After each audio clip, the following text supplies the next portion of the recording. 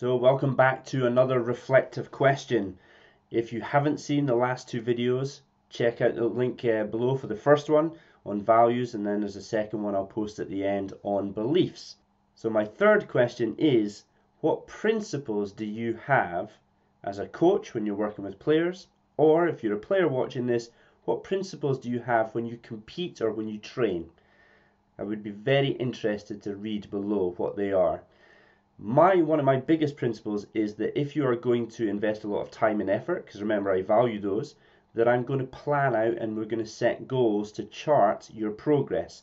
And I believe very strongly that you can monitor that progress over any length of time, but the more specific the goals are for the player to get better on the match court, the better. So that is a principle that I use all the way throughout my coaching.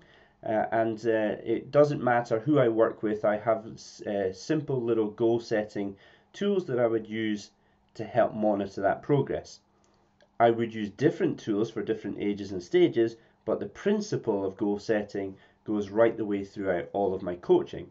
So if you're a coach, write down what your principles are. If you're a player, I would love to hear what your principles are. And the reason I've asked these three questions is, how many coaches and players actually have these conversations? So imagine if you're a coach and you have all your values, beliefs and principles, and your players have definitely got all values, beliefs and principles. Do these match up? Because I see quite often mismatches when it comes to coaches and players. Ask the question of your players. If you're a coach, ask these simple questions.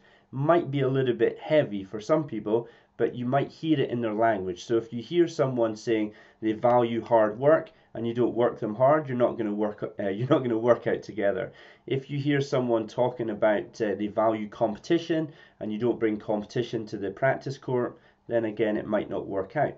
So these simple things can actually help you understand your players' wants and needs, and then you can maybe have to change your behavior slightly to match each individual player. So, food for thought. Get on it, like, subscribe, share, write down below whether you're a coach or a player, and write down what your principles are for when you coach, or if you're a player, for when you train and compete. Okay? Bye-bye.